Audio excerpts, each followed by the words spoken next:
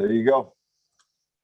All right, thanks, Chris. Good afternoon, everybody. Welcome to the Transit Oversight Committee meeting. It's February 15th, 4 p.m. I'll do a quick roll call. Members of council, myself, Adam Yoder, Bonnie Katz, and Eric Biter, members of the Transit Oversight Committee. I see Fire Chief Sam Ungs, our city clerk, is here. Janice Frank, finance from the city, Joe Pavlak, our city treasurer, Nick Grimes, is here. Jill Nagy, our transit solicitor, is here. And then there's a number of people from RVT. I see Adam Winder. I see Renee Smith. I see, is that Todd Wright? You want to go around quick, Adam? Yeah. So Todd Wright, Chris Clark, fleet manager, Renee Smith, Brett Kelly, Skip Cochran, Steve Smith, Nicole Farr, and Bethany Jones from the finance department. Excellent. Thank you very much.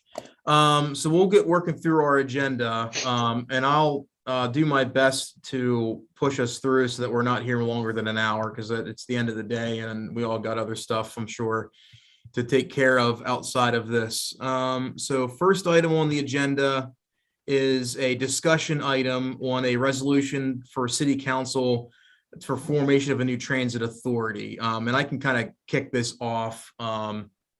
So Adam and the administration submitted a resolution to create a new transit authority. And once with some discussions on Friday and Saturday, I had asked the administration to hold off, and through discussion, they obliged and agreed, and I appreciate that for a couple of different reasons. One, there's a lot of questions, and I think that, at least from council's perspective, and certainly the administration, we want to make sure that we get this right. There's a lot of details surrounding, I think, just organizational structure, that kind of stuff, understanding the process when we're talking about the impact to RVT employees, especially ones that have been there for a very, very long time. We want to make sure that they're well taken care of, and that this doesn't negatively impact them, whether it's pensions, healthcare, et cetera. And then even the impact to the city proper, understanding that there's a number of things that we've started to work through that I think we are continuing to flush out, but there's just a lot of questions. And I think taking some slower steps versus doing it all at once, I think in conversations with Mr. Winder and Ms. Nag, I think it's going to yield a better product. But nonetheless, we want to start that discussion today. And so I think we can spend the first part of the meeting today, I think, kind of just starting that discussion. And Adam, Jill, I don't know if you had a different thought of how to really start this. My thought was, if you would be so kind as to, I think, maybe just walk us through the timeline that you have out there. There was some information that you were able to provide to council over the weekend, and that was greatly appreciated and helpful in some regards. So if you don't mind, I mean, I think that might be a good place to start is, maybe walk us through the timeline. What are those individual steps, and why are they in that order? And, some of that background, I think, might help us at least understand the process and maybe some of what our options are as we start to go down this road and start to flush out what this is going to look like. Does that make sense? Yep. Okay. Adam or Jill, I'll turn it over to you, whichever is more appropriate. Adam, do you want to go or do you want me to go? You're welcome to go ahead and run through the timeline. Okay. So I think you guys all got the timeline is kind of attached to the back of that resolution that you had. Mm-hmm. So kind of what I did was work back from the July 1st date, which was kind of selected and encouraged by PennDOT so that there wouldn't be two open grants. Okay. And that would also be able to close out, for all intents and purposes, the city from an audit standpoint and start with a clean slate with Williamsport. Okay. So that's kind of why they were looking for that, because if you have two grants open with FTA, it becomes very confusing. Stuff is frozen, triggers additional audits and stuff. So that's kind of where that date came from. So I worked back from there, looking at the different tasks that we would have to do. One of the main driving things that has to happen sooner rather than later is getting an EIN number for the new authority, which I cannot do until I file the documents with the Department of State and get them approved. The reason I have to do that first is because I'm going to have lead time on the back end, or the administration is, or the staff, however you want to say it, because the RVT people will have to have payroll set up that's going to be, so you can get all the employees migrated by that July 1st deadline. The other unique thing for a transit authority, anybody that has a CDL requirement, is RVT, which I'm going to call the new authority is going to have to get from all of the employees that they quote unquote terminate. We will have to, in order to keep them, I'm going to need a new application from them and a new drug test from them, because it's going to be considered a brand new employer for purposes of the Department of Transportation. So that's going to take at least a month to get all those pre-employment drug tests set up. We'll have to sit with the employees. It's administrative in nature, but that's one of the things that I have to do to satisfy the Federal Transit Administration. The other thing we have working on right now is looking at the pension and what the various pensions options would be.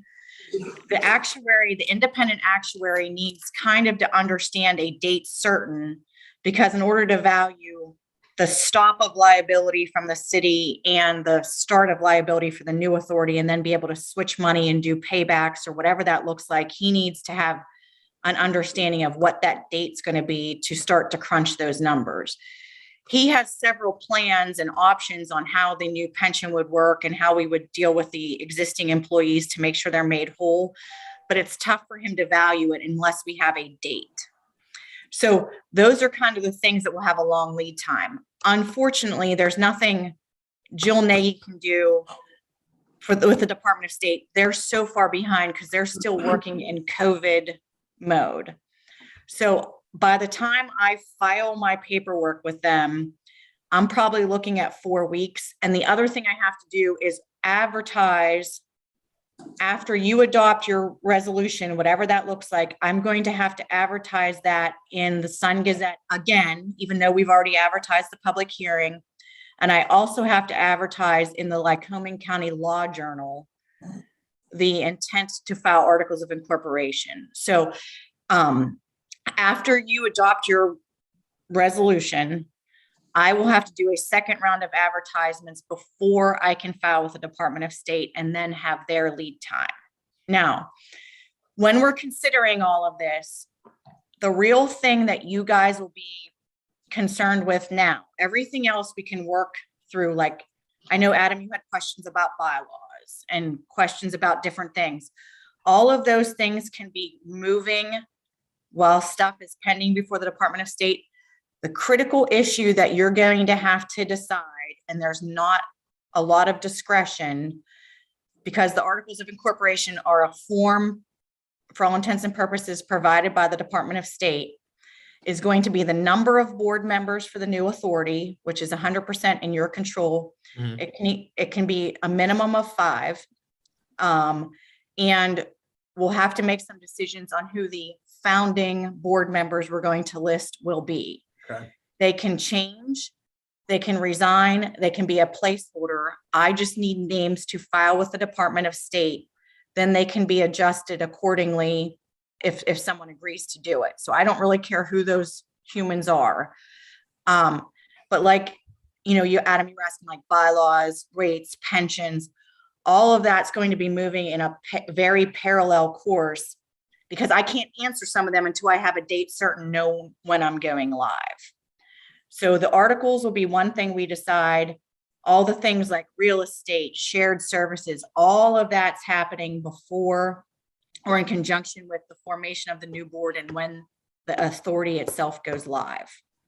So basically there's administrative issues and decisions you're going to be all needing to make the entire way through the entire spring, April, May, June.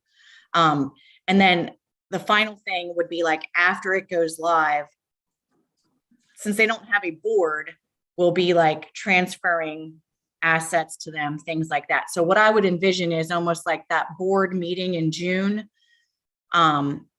authorizing the hiring of the employees and then moving right into the hiring. So they would have to meet before they're live, but they would meet just for the purpose of giving administrative instructions, for example.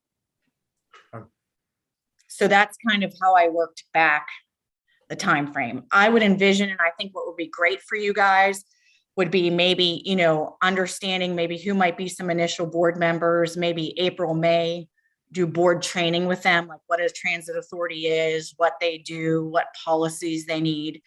So we could at least be working with whom those board members will be in the background, you know, as we wait for them to go live. So that's just, you know, completely your discretion, but that's kind of what we're looking at when we walk it back. Okay. All right, I got you. A quick clarification. So Jill, you referenced the timeline that was at the back of that resolution. But it looks like there's also a timeline in the document that was sent out by Adam Winder on Saturday. Are the timelines the same? Because I thought on first glance they were a little different, but I could be wrong. Good question. I was using what you sent me, Adam, with it had the resolution, bylaws and stuff. That's what I was looking at. Okay. It should be the same because that's where we pulled it from. Okay. That's fine. So if I understand the process, if we're working towards a July 1 timeframe, if I understand the process, we're talking articles of incorporation, which is simply, if I understand that right, Jill, legally, that's a simple, like, okay, look, we are planning to do this. We have details that we need to flush out and it's not finalized, but that's just hey, look, we're planning to do this. It could change, but, you know, that's enough to essentially start that process while we continue to flush out the details, correct? Correct, because, you know, the official swearing in of the people on that board by the city would trigger the live date. So we would have names in a placeholder. If something would happen and city council would say, we're never swearing you in, then I just file a motion to, I just file a resolution to dissolve the articles of incorporation. And all we've done is get a tax number and file that with the Department of State. Okay, I got you. Yeah, so the resolution, when I read it and I looked at it, I mean, in my mind, like it looked like so that makes sense why that was the way it was and what have you. I got you. Okay. So the real thing I would attach to the resolution, I know that there was all the stuff that administration gave you. The only real thing that should be attached to that resolution is those articles of incorporation. That's it. And then I got you. And then the bylaws were really just information or what have you. Correct, because we're going to still have to go through them and kind of, you know, the first meeting of that authority. I mean, you'll have your stamp on and your recommendation, what you want those bylaws to look at, but at their very first meeting, and we just did this just to give you context, Susquehanna Regional Transportation Authority was just formed. At the first meeting, I opened that meeting and said, call the meeting to order, motion on the bylaws. They voted on the bylaws and then they appointed a chairman, because until you have the bylaws adopted, you can't do a chairman. Yeah. So basically they would do that almost as a rubber stamp the first meeting. Okay. I got you. So well, before we dive into some more questions and just, I think, just general direction and kind of kickstarting this process, Bonnie, Eric, are there any initial questions that you have related to background, timeline, discussion on process moving forward, at least as voting members of the committee? There was a little bit there, but and we'll dive into some more specifics as we go through this, but I wanted to give you an opportunity just to get any initial questions addressed. I'm still listening to what Jill is saying. Obviously, one of the first things that has to be done is getting the IN number, so that you can start working on that. What is the name you're going to go under with the new IN number? Adam, did you have it as River Valley Transit Authority? Yes. Because then you wouldn't have to, then they wouldn't have to do any rebranding. There'd be no changes to the outside appearance to customers and everything. So I think that's what the thought was. But again, it's up to you guys as city council. Okay. Okay, and the I number, the name under the I number right now is, what is it? The way the bylaws are set up is River Valley Transit Authority. Authority. Yeah. Okay. And you said it takes about 4 weeks at this point. Yeah, to get that returned from the Department of State as approved or denied or whatever the case might be. And then we can Yeah. start to get the I number. Yep. And yeah, you're making statements that, okay, I excuse me if the terminology is wrong, okay? But everybody gets more or less fired and then rehired. And they all Yes. have to go through the program and the process. Okay, all over. And is that for every employee at RVT? It would be for every employee because I have to be able to evidence for the city's audit and for your pension audit that there has been a quote unquote, I'm saying termination for lack of a better word, but that I have to have a finite end date for those folks to take them out of that pension. Okay, let me ask you this. What kind of, okay, what kind of cost is this going to be to the city with the pensions? Because there are people that have now transferred that are working with the city and RVT and have worked for the city and then went over to RVT. So therefore you have a pension that really started out with the city. Now, where does that go cost-wise with the city?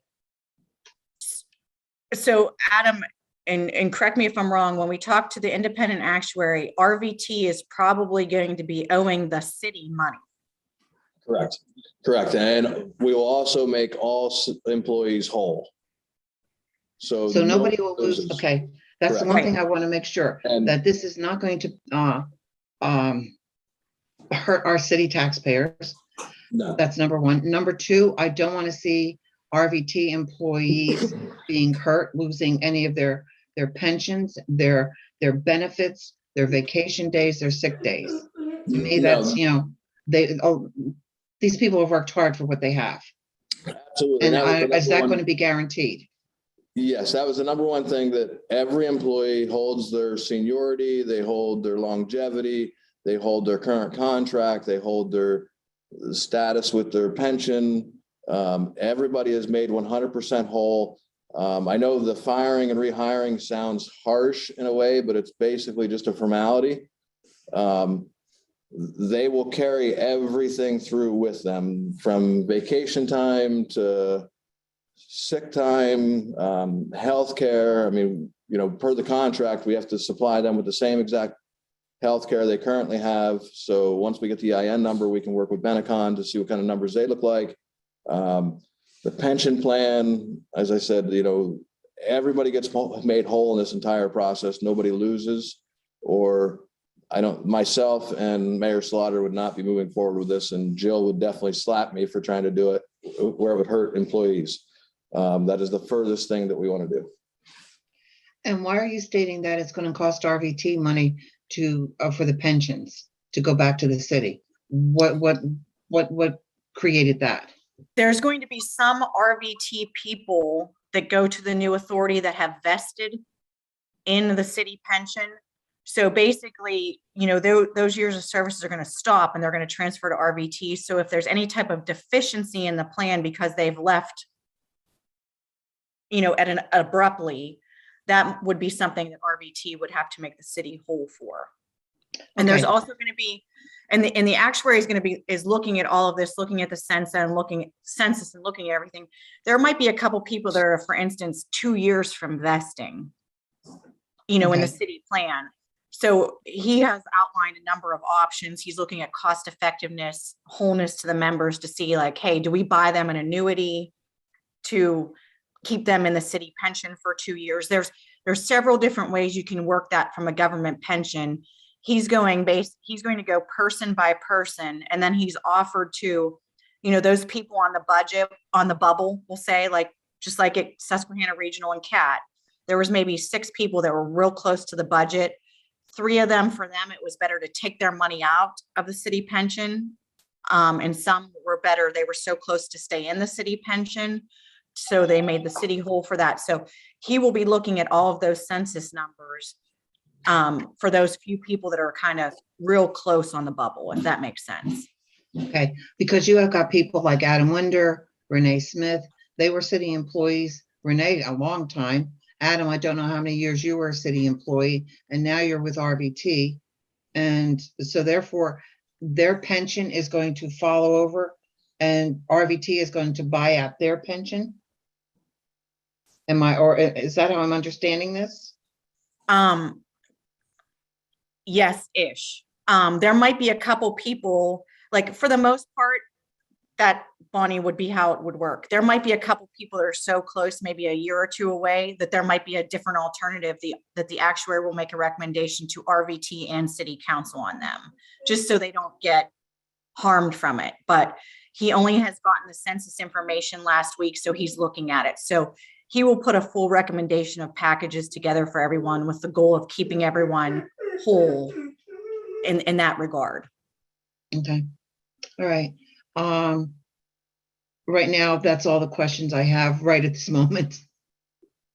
One other thing just to keep in mind too, as we get closer, I will have to file a petition with the Department of Labor and with at the state level and the federal level, because right now the city has 13C obligations. We talked about that at the training, where the city has obligations to the transit employees never to change their benefits. We will file a petition to change that obligation to the new authority, meaning the city will have no further obligation to those employees after the date the Department of Labor approves that. And we will file a similar petition to recertify the ATU local that's at RVT to the new authority. So any liability that the city might have with regard to any union benefits, we will file a petition to remove that from the city and take it to the new authority. So that will be another thing. Like, all of these things will be kind of happening in the background, but just know there's multiple steps and layers we will have to take along the way to, disengage the city, disengage liability for these employees that move over.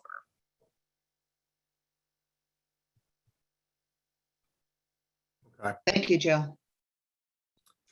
Eric, do you have any that pop off of your head before we keep going on? Yeah.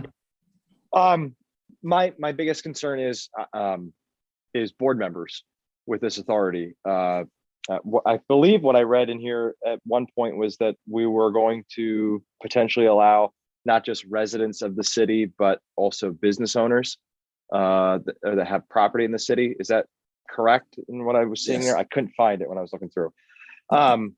Is that the best decision considering the geographic area that RVT covers? Would we like to expand that? Have we looked into anybody who has expressed interest in that?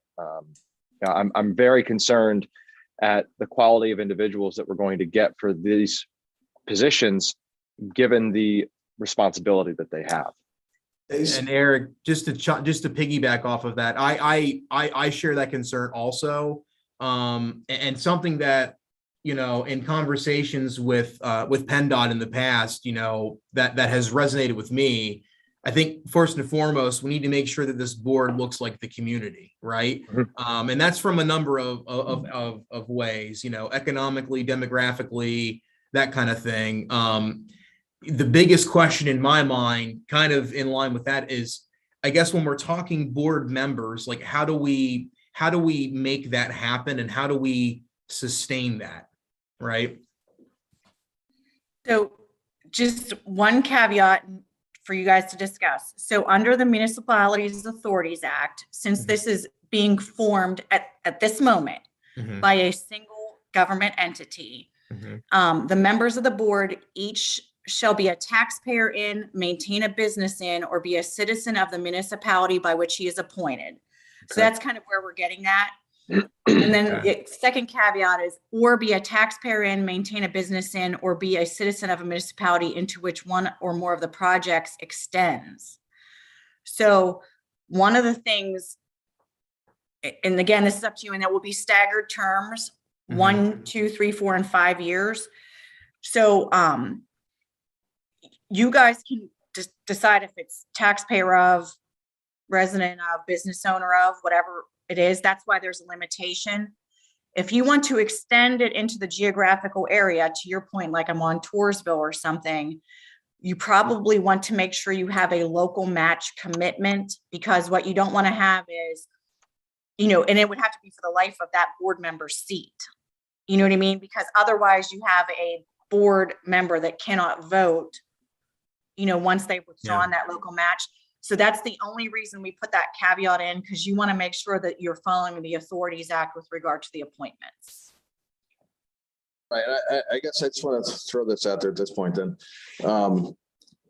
So I guess the thought process we had originally was do it within, living, running a business, et cetera, within the city for now, because I think there's still a broader conversation to be had about the local match portion, whether that stays at a municipal level or if that goes to a county level.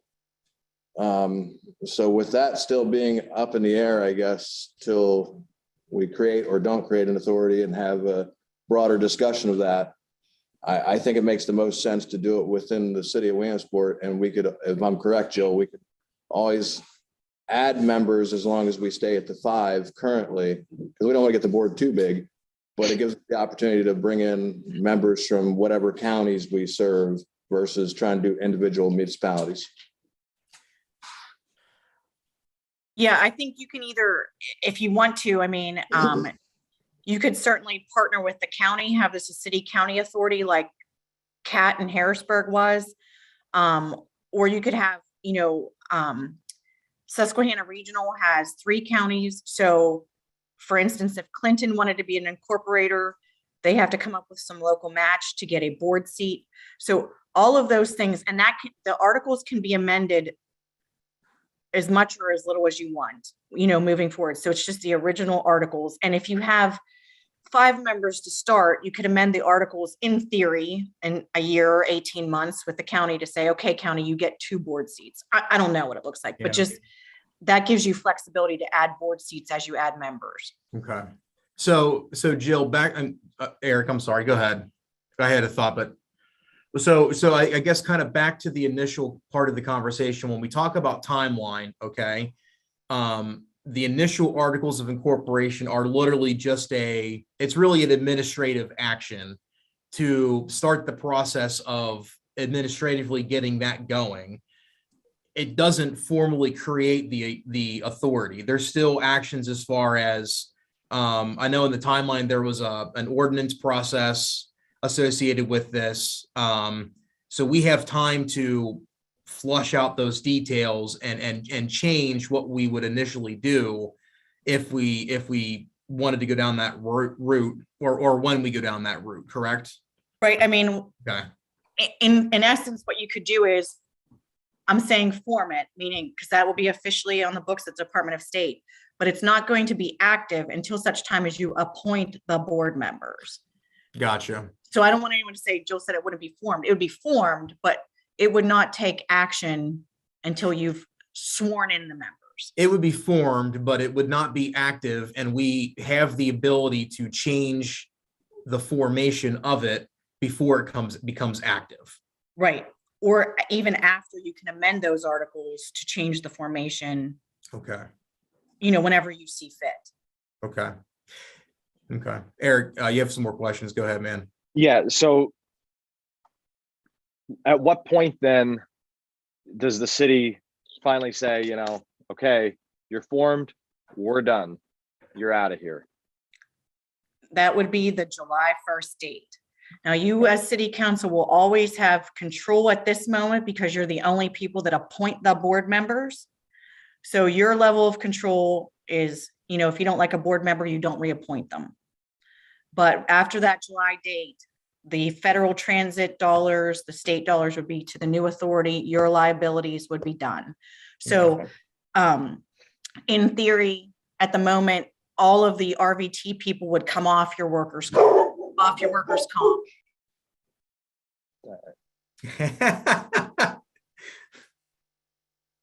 No worry. It's all good.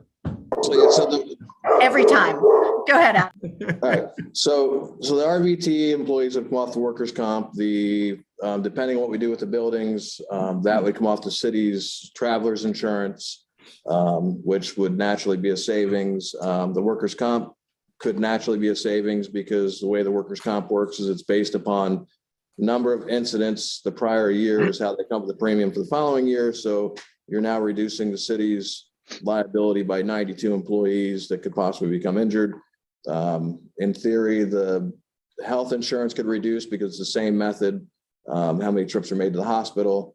So you're reducing that by 92 people. Overall liability in general for the city of Williamsport would go away if this became an authority. It would no longer be if they're suing River Valley Transit, they're suing the city of Williamsport. It's just they're suing the transit authority themselves. So overall, there is significant savings for the city in theory, without really calculating the numbers out. What that number would actually be, I'm not sure, but there's potentially a huge savings for the city. And it lessens the load of city council for sure. Well, I mean, regardless of the load, this is the last thing I'm frankly worried about. I mean, like I said, you know, we want to get it right first and foremost for the employees at River Valley Transit. I mean, we have employees that have worked there for 30, 40 years. I mean, it'd be a shame to not get this right and it negatively impact them by any means. But, you know, we want to set it up for success as well. You know, Mr. Biter was referring to board members and that kind of thing. I have a handful of similar questions and thoughts of what that should look like as well. And that's more of making sure that this is sustained in an intelligent, but, you know, sustainable way, for sure. And then, you know, there's the city component of that. The past couple of meetings have really started to try to dive into a number of the tentacles, so to speak, between the city and RVT, but we don't have those severed yet. And we're still working through that. And I'm honestly more concerned about the city's end of that. You know, that's an area where I think the city's at biggest risk of suffering.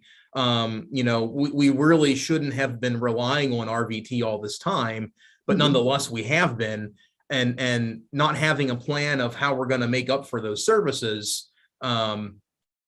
We need to figure that out as we're going through that process as well. So, absolutely. Yeah. So, and you guys are going to need for those articles, the inaugural board members. Like I said, sometimes people put some city council members on or populate with city council just to get it filed and say that you're going to resign. But those are some immediate things you'll have to think of. And we don't have those names today. Yeah. We don't have those names today. So I mean, what I was going to say was, I mean, we can keep talking about this. We have a few items that are on the agenda for Thursday that shouldn't take long, but nonetheless, we want to get to. And I don't want to stifle the conversation at all, but you know, it seems to me, and Bonnie and Eric, you know, chime in here. I mean, in my head, there's three big categories that I think really need flushed out. To make sure that we do this the right way. First and foremost, are our employees, the pensions, you know, verifying the benefits, that kind of stuff are not going to be a drop off. Ensuring that the transfer process is clean and that none of our employees get left behind, right? There's the city end where we want to make sure that we have all of our ducks in a row to make sure that nothing falls off on the city's end because of the intergovernmental support that has been going on for a long time. And then there's the governance aspect of this. It's getting the bylaws right, getting the new board set up and positioned correctly, all of those types of questions. The thought sitting here that came to my head, so we have 3 meetings in the month of March, meaning we also have 3 committee meetings in the month of March. I don't know. Again, Jill, I mean, I don't know if, you know, doing the articles of incorporation in 2 weeks is too late. I mean, but I don't think we're ready to do that today on Thursday because we don't have board members, right? But an initial thought, and I'd throw this out to everybody, do we want to try to tackle over the month of March at each week, diving in and flushing out those details over the month of March. Does that make sense? Do we think that's enough time? And we can even pick an order depending on how much heavy lifting there is with each individual category. I mean, what does everybody think of that idea? It could be a terrible idea. Please tell me.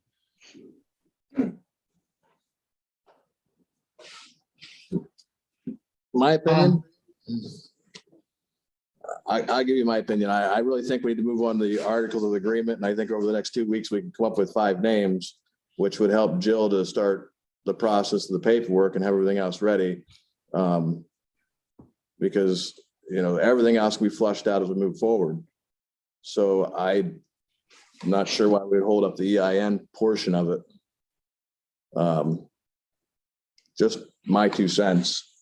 For what it's worth. Yeah, understood, Adam. And I agree. I mean, you know, after talking about this in committee, you know, as one of 7 and one of 3 on the committee, I'm comfortable going through that process because we still have time to flush out these details and to get this right. I'm okay with that. The issue is we don't have board members. And I don't think we're going to find board members in 2 days.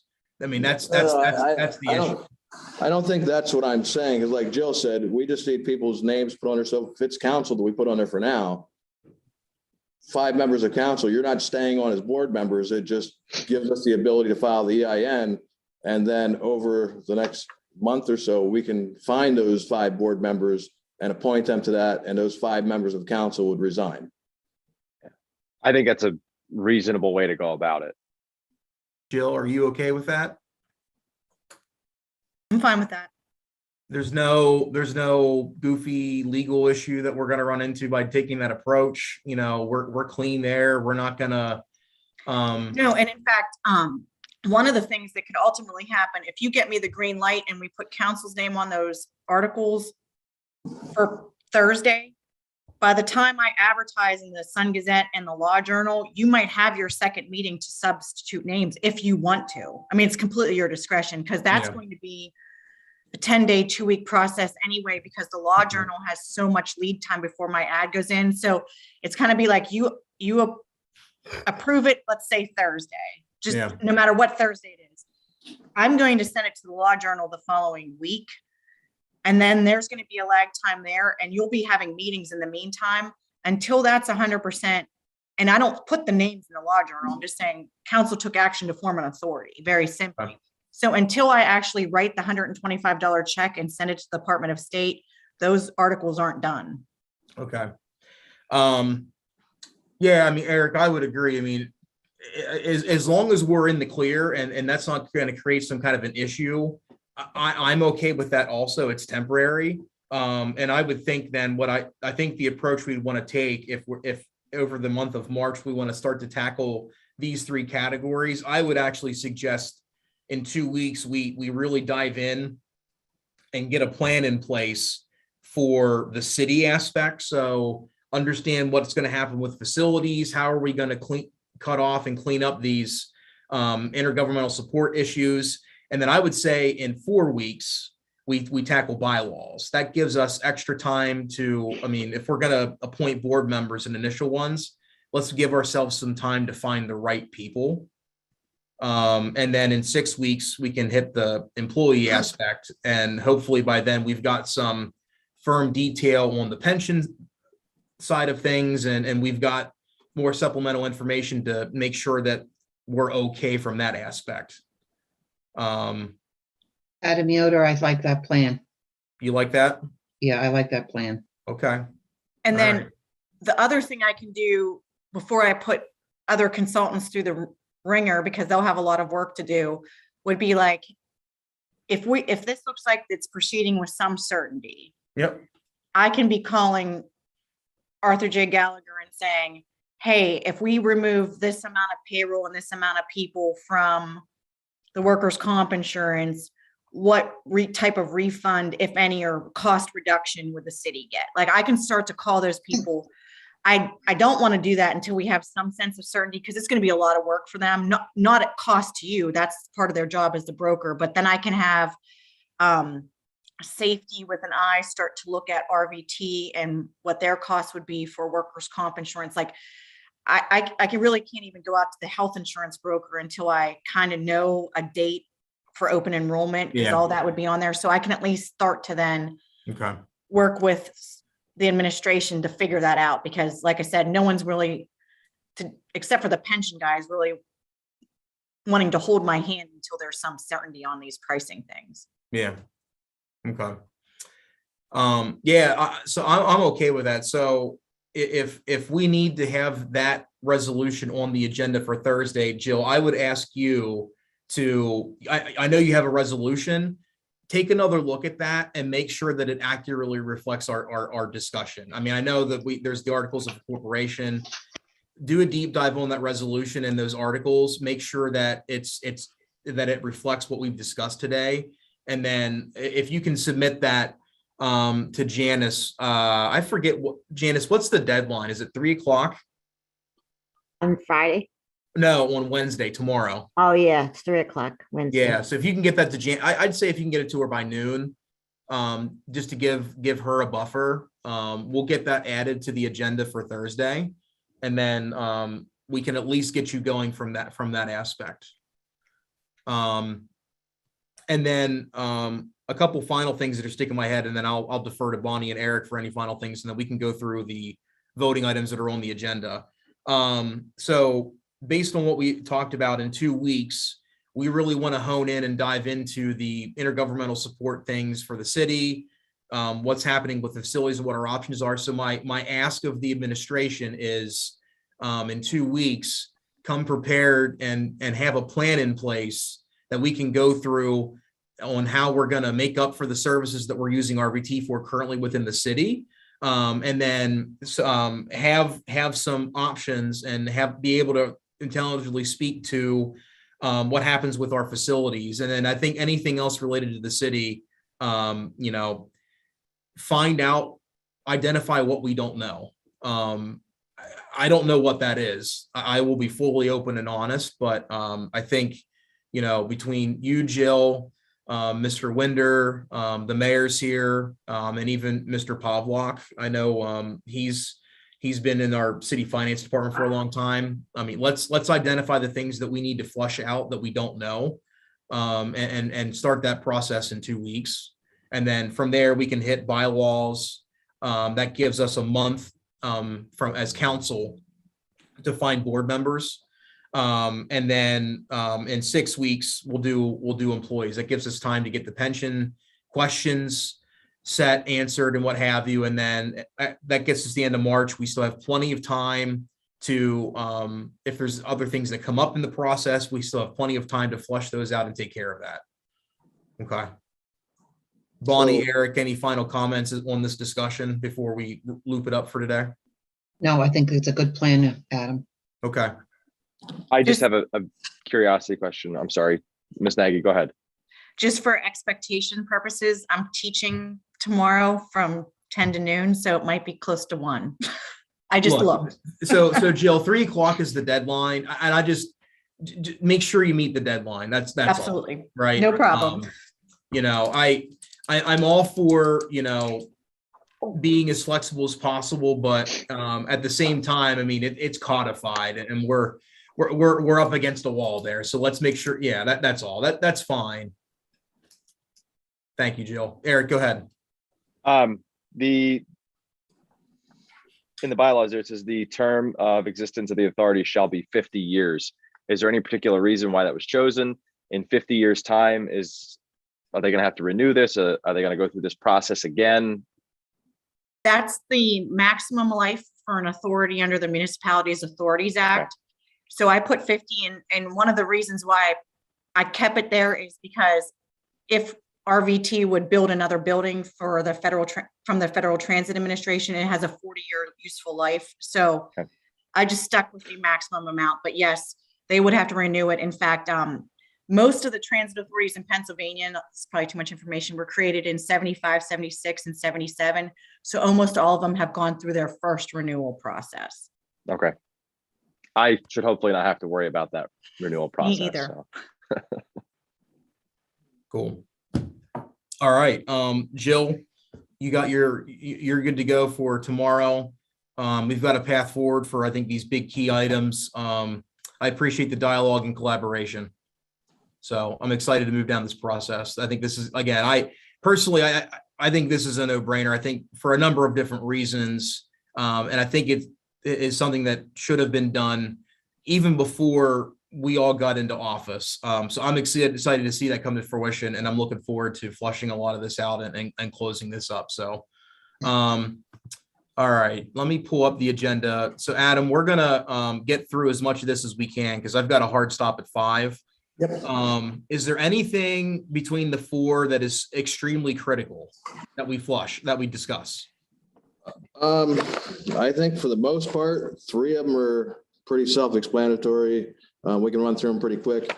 The only one that may be a bigger conversation is the black bod. Okay.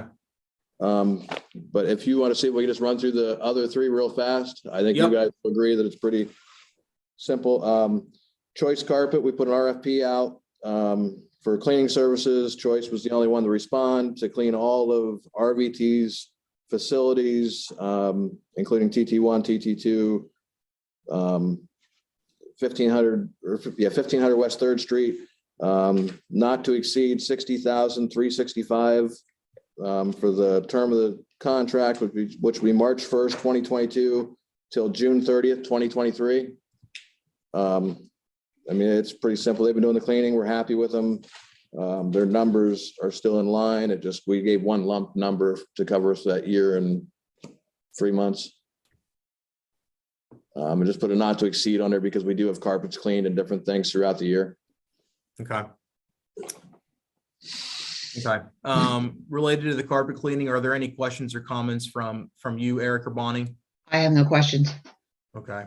I don't either. I remember this coming through, I think last year. It's pretty straightforward. So, Adam, do you want to continue with the other 2? We can just motion and send them through as a group.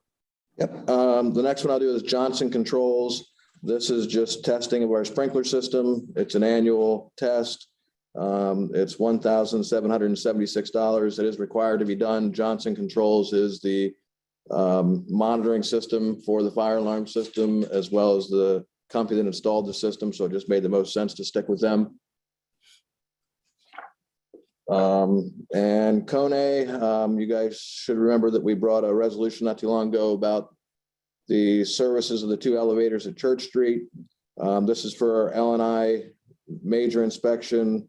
This is $4,500. Once again, a requirement that has to be done per labor and industry. So there's really no way around it. And it just makes the most sense to use Kone since they do hold the service contract.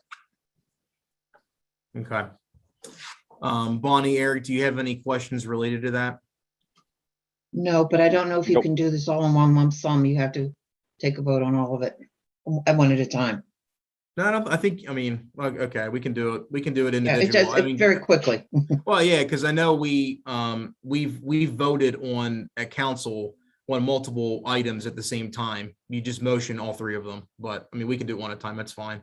I'll take a motion on, I make a motion that we send on to council with a positive recommendation for choice carpet cleaning. Second that. all those in favor? Aye. Aye. I make a All right. motion that we send on to council with a positive recommendation to the service agreement between RVT and Johnson Controls. I'll second that. All those in favor? Aye. Aye. I pass on to council with a positive recommendation, the elevator inspection agreement between RVT and Cone. I'll second that. All those in favor? Aye. Aye. All right, awesome. And then the last one, we're not going to talk about intergovernmental support. We handled that in the previous discussion. The last one is a resolution authorizing professional services between RVT and Blackbaud. I can't pronounce that, sorry, and I can barely read it on my computer. Blackbaud. Financial management hosting services. Yep. So currently RVT uses Financial Edge for their financial package. Hasn't been upgraded since 2011. and it is server based. So we are looking at, naturally with the movement to the authority as well as other things. I know the city's looking at financial package, and I believe they're looking at this one as well. This would upgrade our financial package drastically. It would lessen the load of paper because everything would be tied together in a cloud-based situation where receipts, etc., would all be tied together and you could look them up a lot easier. It could make it so that RVT could show live to members of council exactly where we are within our budget.